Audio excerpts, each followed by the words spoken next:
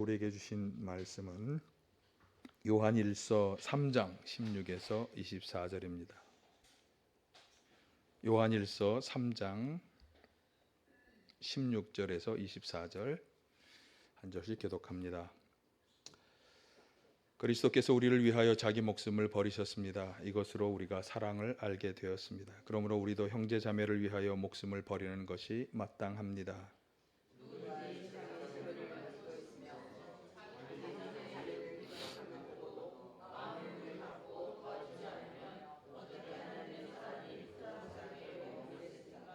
자녀된 이 여러분, 우리는 말이나 혀로 사랑하지 말고 행동과 진실함으로 사랑합시다.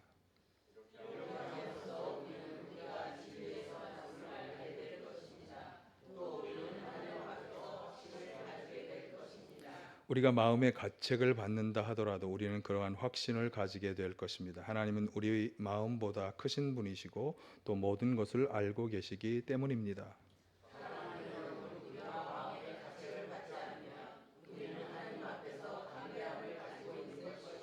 우리가 구하는 것은 무엇이든지 하나님에게서 받을 것입니다. 우리가 하나님의 계명을 지키고 하나님께서 기뻐하시는 일을 하기 때문입니다.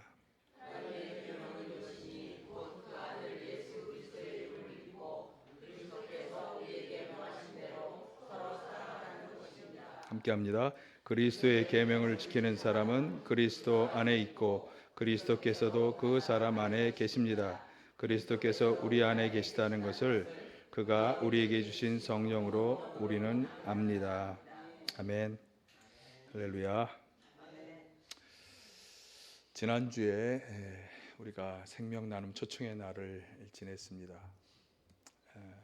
우리가 함께 나누었던 복음의 내용은 다시 한번 확인해 보면 사랑이 풍성하신 하나님께서 당신의 외아들 예수 그리스도를 보내셔서 십자가에서 화목제물이 되게 하심으로 우리를 구원해 주셨다. 이것이 복음의 내용입니다. 그러면 그 구원의 은혜를 우리가 다 받아들여야 되는데 처음 나오신 분들에게 어떻게 그 구원의 은혜를 받을까? 그래서 소개해드렸던 성경 구절이 요한복음 1장 12, 13절이에요. 한번 같이 보실까요? 이건 오늘 설교에서도 굉장히 중요하게 우리가 보아야 하는 내용인데, 그러니까 구원의 은혜를 받기 위해서 어떻게 해야 하느냐? 시작. 그러나 그를 맞아들인 사람들 곧 그 이름을 믿는 사람들에게는 하나님의 자녀가 되는 특권을 주셨다.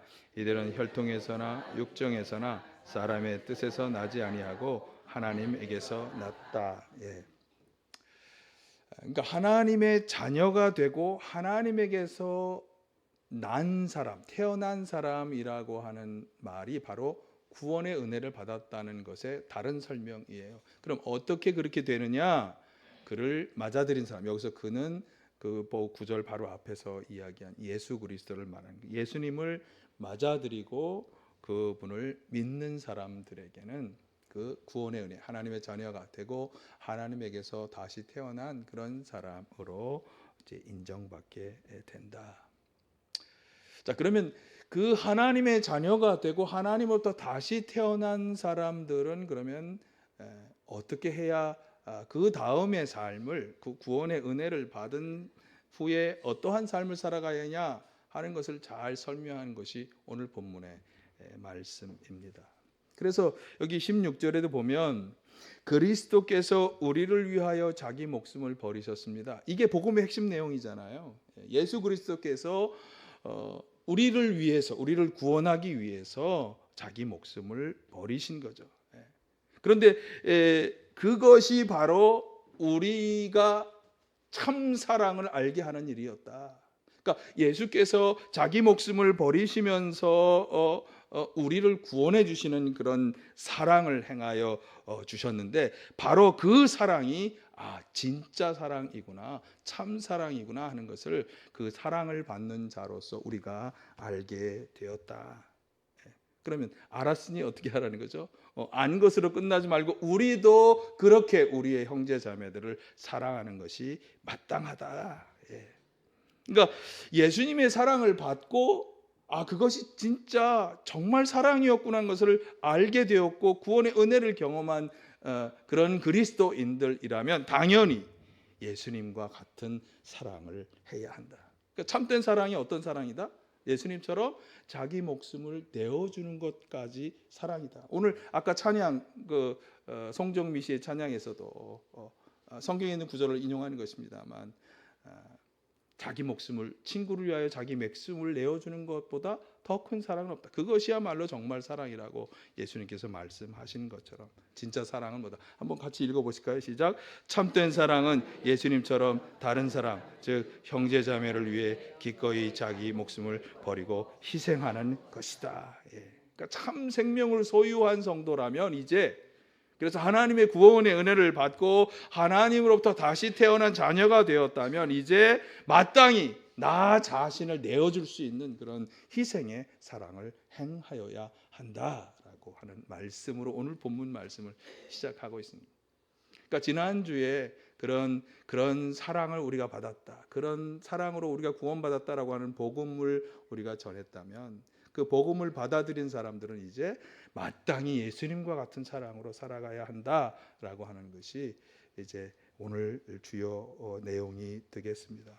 사실 세상을 살아가면서 참 복잡한 감정들의 교류가 참 많습니다. 그래서 이 사람 저 사람 살아가면서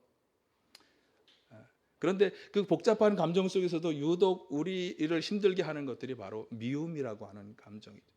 자꾸 이런저런 이유로 자꾸 미워하는 일이 생기게 됩니다. 그런데 오늘 우리가 예수님의 그 십자가 보혈의 공로로 의지해서 다시금 구원받고 다시금 새로운 사람으로 하나님의 자녀로 태어났다면 이제 우리가 그런 모든 세상의 복잡한 감정의 교류 속에서 그래도 사랑해야 한다. 그래도 사랑해야 한다. 그래서 오늘 17, 18절은 그 예수님의 사랑을 본받아서 살아가는 사람들이 구체적으로 실제적으로 어떻게 살아야 하는 것인가를 잘 보여주는 그런 예화가 되겠어요. 자, 한번 보실까요? 17, 18 누구든지 세상 재물을 가지고 있으면서 자기 형제 자매의 궁핍함을 보고도 마음문을 닫고 도와주지 않으면 어떻게 하나님의 사랑이 그 사람 속에 머물겠습니까? 자녀된 이 여러분, 우리는 말이나 혀로 사랑하지 말고 행동과 진실함으로 사랑합시다.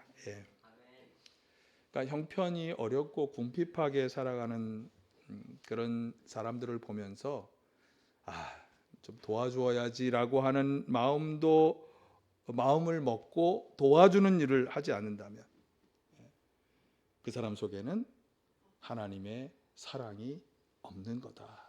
그렇게 말씀하는 것이죠. 그러니까 앞에서 우리가 얘기한 것처럼 참사랑은 어떤 사랑이다?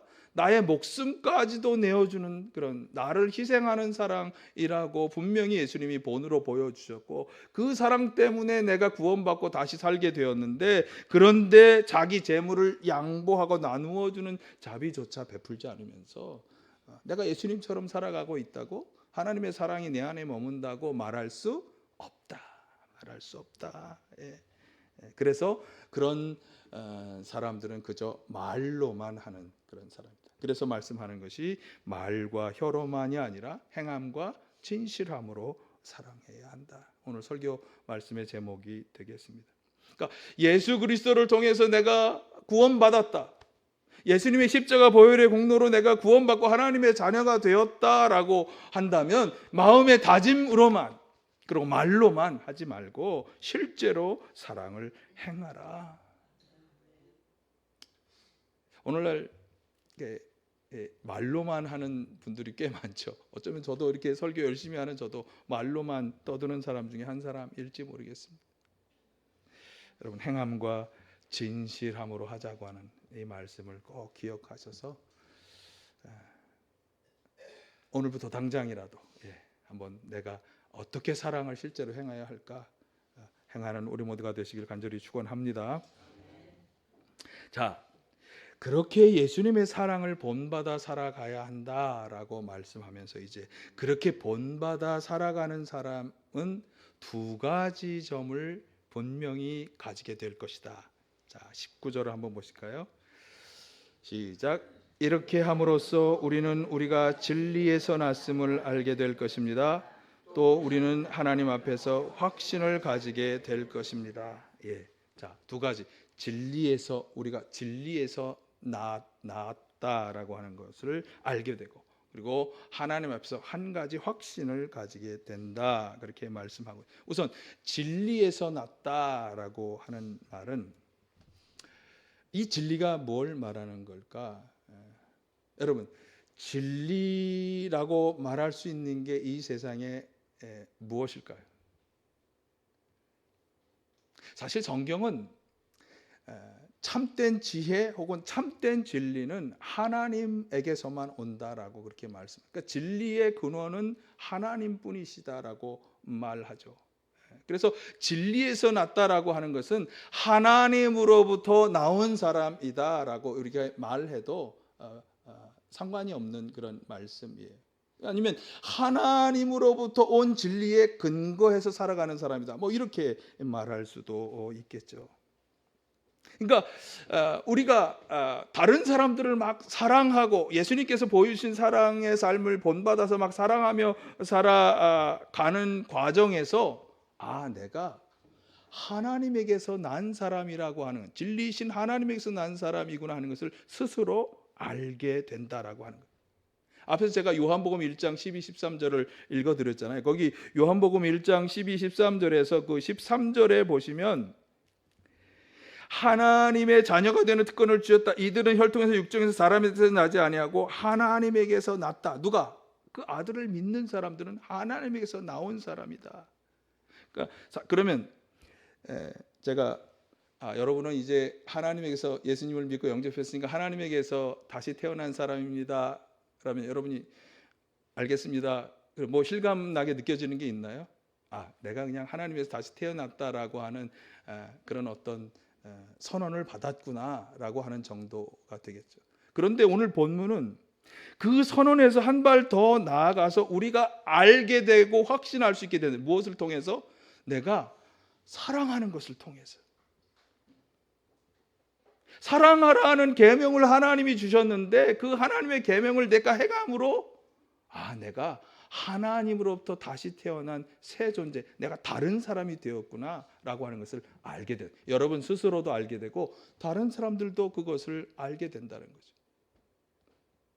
저 사람이 예수 믿더니 좀 달라졌어.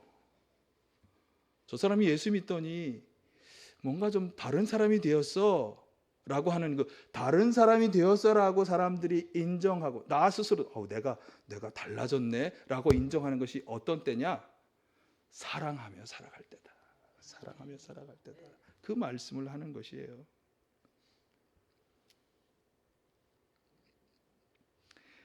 그리고 또 하나 말씀하는 것은 확신을 가지게, 하나님 앞에서 확신을 가지게 된다, 그렇게 말씀하죠. 근데 바로 그 뒷구절에 의하면 이 확신은 마음의 가책을 받는다 하더라도 가지는 확신이에요.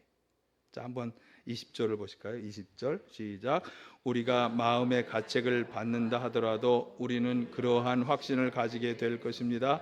하나님은 우리 마음보다 크신 분이시고 또 모든 것을 알고 계시기 때문입니다. 그러한 확신을 가지게 된다 그러니까 19절 마지막 쪽에서 얘기하는 확신을 바로 받는 말이에요. 그러면 이 마음의 가책을 받는다, 여러분이 가지고 계신 개역개정 성경에서는 책망할 일이 있다라고 번역이 되어 있을 거예요.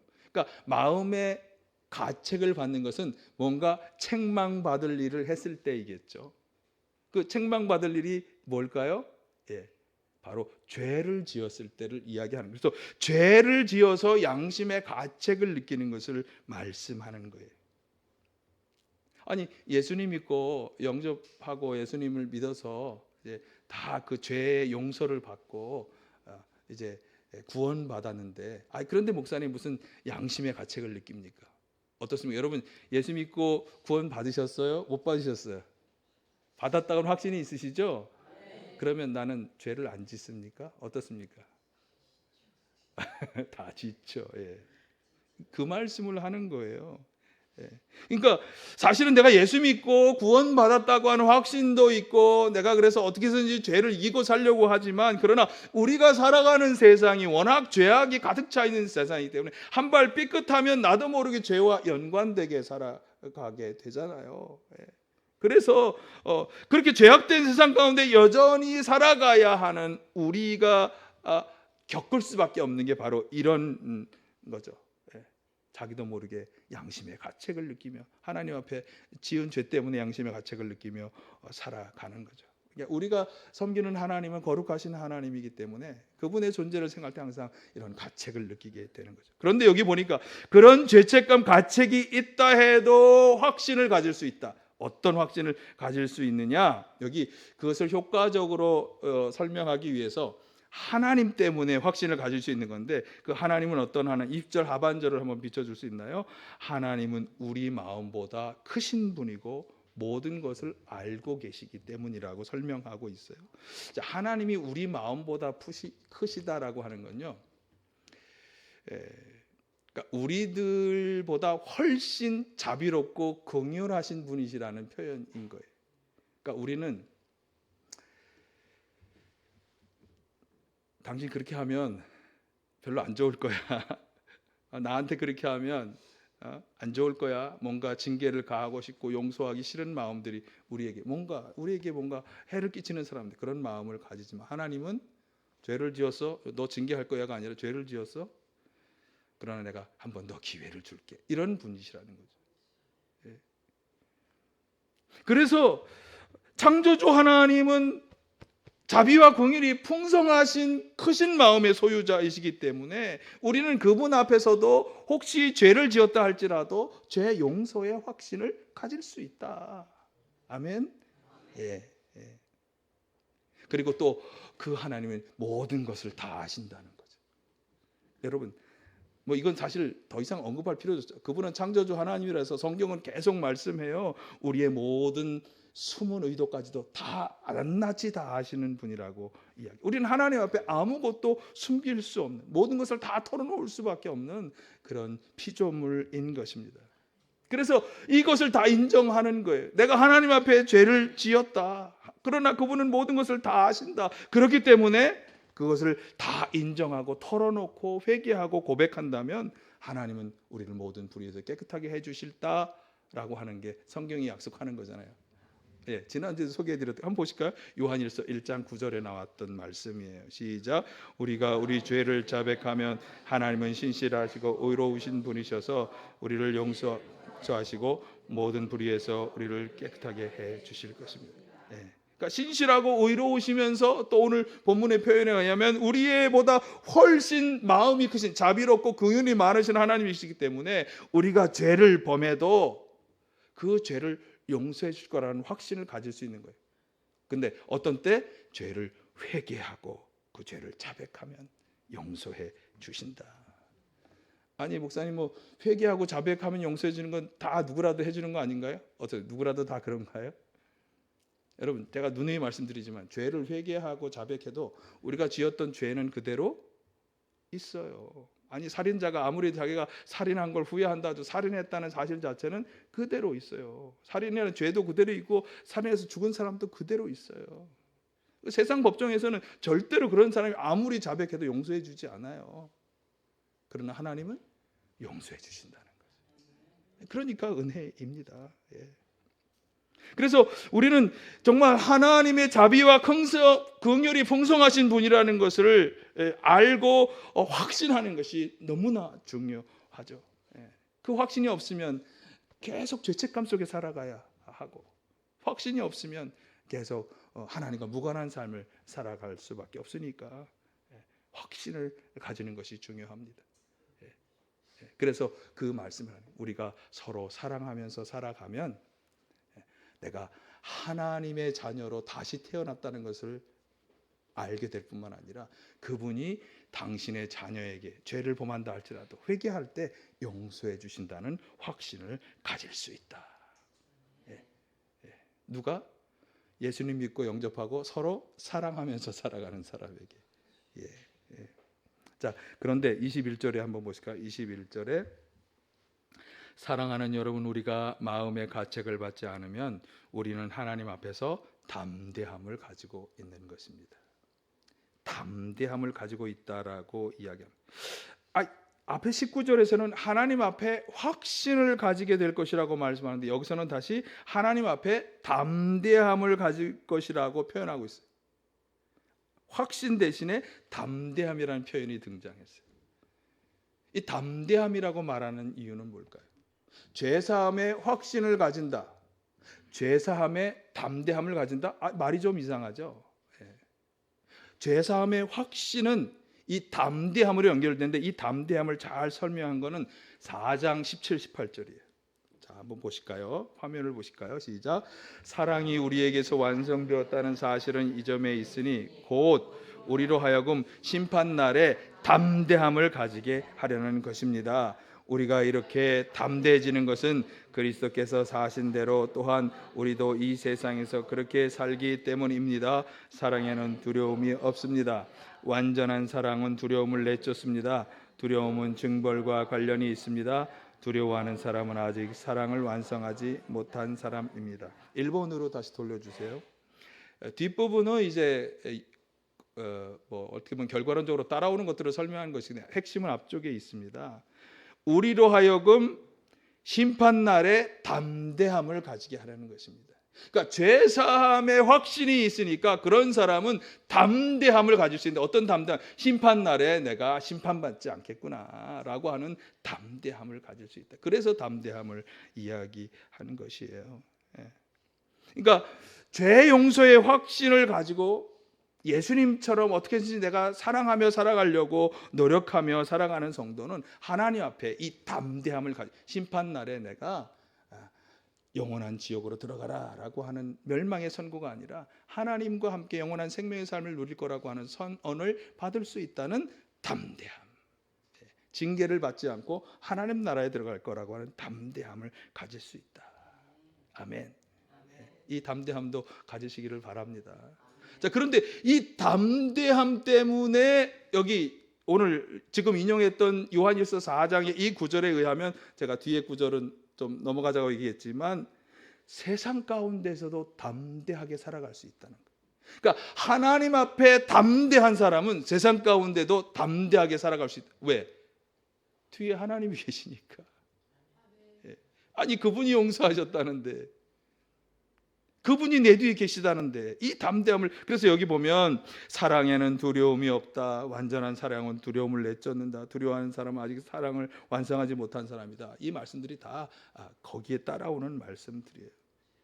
중요한 것은 우리가 예수님을 본받아서 자신을 내어줄 수 있는 희생의 사랑으로 살아가는 것입니다. 그렇게 살아갈 때 우리는 하나님 앞에서도 사람 앞에서도 죄사함의 확신도 가질 수 있고, 심판날에도 내가 하나님 나라에 들어갈 수 있다는 담대함을 가질 수 있는 것이고, 세상 가운데서 사람 가운데 살아갈 때 담대하게 사랑을 행하며 살아갈 수 있을 줄로 믿습니다. 그런 성도들이 되시기를 간절히 바랍니다. 자, 그런데 그렇게 사랑 가운데 살아가면서 내가 하나님의 자녀가 되었구나 확신하고, 그래서 내 죄를 용서받았구나 확신을 가지고, 내가 심판날에도 정말 하나님이 나를 용서해 주셔서 하나님 나라에 들어갈 것이다 라고 하는 담대함을 가지고 살아갈 때 우리 성도들이 가질 수 있는 또 하나의 확신이 있다는 거예요. 22절을 보실까요? 22절 시작. 우리가 구하는 것은 무엇인지 하나님에게서 받을 것입니다. 우리가 하나님의 계명을 지키고 하나님께서 기뻐하시는 일을 하기 때문입니다. 하나님에게서 구하는 모든 것을 받을 것이라고 하는 확신도 가져야 한다라고 합니다. 죄를 용서해 주셔서 내가 죄를 다 깨끗하게, 죄로부터 자유하게 되었다. 그리고 나는 하나님의 심판이 아니라 하나님 나라에 들어가게 되었다라고 하는 확신과 담대함을 가지는 성도는 무엇이 따라오느냐? 내가 구하는 모든 것에 응답을 받을 것이라고 하는 확신도 가져야 한다. 혹은 담대함도 가져야 한다. 저는 앞에서 사랑과 담대함을 계속 이야기했으니까 여기서도 사랑과 담대함을 가져야 한다라고 저는 말씀드리려고 합니다. 그럼 왜 또 목사님 담대함을 말하는 것입니까? 우리가 살아가는 이 세상이 너무나 험난하기 때문에. 우리가 살아가는 현실이 참 어렵고 힘들잖아요. 그런 상황 가운데서도 우리가 기도하는 것을 하나님이 들어주실 거다라고 하는 확신과 더불어 우리가 담대함을 가져야 하는 것은 이 세상의 험난함이 결코 나를 무너뜨릴 수 없다. 두려움 없이 나아갈 수 있는 담대함도 우리는 가져야 한다. 예. 우리 뒤에 하나님이 계시다. 예. 그분이 도우시고 인도해 주신다. 나의 기도를 들어주실 뿐만 아니라 이 기도를 통해서 내가 하나님 앞에 나아가도록 계속해서 내 삶 가운데 역사해 주실 것이다. 담대함, 이 담대함을 가지시기를 간절히 축원합니다. 예. 자, 그런데 한 가지 더 사실을 우리가 앞에 구절을 혹시 비추실 수 있나요? 22절 다시 한번 보면 우리가 구하는 것은 무엇인지 하나님에게서 받을 것입니다. 우리가 계명을 지키고 하나님께서 기뻐하시는 일을 하기 때문입니다. 그러니까 기도응답의 확신을 가지고 혹은 세상 가운데 두려움 없이 담대함을 가지고 살아가는 성도들은, 이게 이미 전후가 다시금 강조되는 거긴 하지만 계속해서 하나님이 기뻐하시는, 하나님의 계명을 지키며 기뻐하시는 일을 계속해서 행하며 살아가야 한다라고 하는 거예요. 여러분, 우리가 예수님 믿고 예수님이 우리에게 원하시는 일들을 열심히 행하며 살아가는 과정에서 죄사함의 확신도, 또 하늘나라에서 징계를 받지 않고 하나님 나라에 들어갈 거라고 하는 담대함도 가지게 되었는데, 그리고 또 내가 구하는 모든 것을 다 응답해 주시기 위한 확신도 가졌는데, 그런데 내 기도를 들어주실 거야, 내 기도를 들어주실 거야 라고 하면서 살아가는 그 사람의 삶이 하나님과 하나님의 뜻과 좀 무관한 쪽으로 자꾸 간다면 어떻게 될까요? 하나님이 원하시지 않는 일들, 내가 더 원하고 나를 더 기쁘게 하는 다른 종류의 일들에 자꾸 정신없이 빠져들어간다면 이 기도의 응답의 확신이, 또 하나님 앞에 담대하게 되는 것들이 문제가 생길 거예요. 그래서 기도 응답의 확신을 가지고 담대함을 가지는 성도들에게 뒤따라와야 하는 중요한 것이 무엇이냐? 그분의 계명을 계속해서 지키며 살아가는 것, 하나님이 기뻐하시는 일을 계속해서 행하며 살아가는 것, 내가 원하는 종류의, 세상에서의 살아가는 종류의 쾌락과 즐거움들을 추구하면서 그래도 하나님이 내 기도를 들어주실 거야, 그래도 나는 하나님의 심판날에 문제 없을 거야 라고 하는 확신을 가지는 건 넌센스인 것입니다. 넌센스, 말도 안 되는 얘기인 것이에요. 그러니까 그리스도인의 삶은 내가 예수 그리스도를 영접하고 믿고 회개하면서 이제 다시금 예수 그리스도와 연관된 삶, 하나님과 관련된 삶을 살기로 작정한 그 순간부터 우리는 끊임없이 한 가지 목표를 향해 나아가야 하는, 그 한 가지 목표는 뭐예요? 하나님이 우리에게 주신 소명과 사명을 감당하면서 그분이 주신 계명의 말씀을 순종하며 살아가는 거로 나아가야 합니다.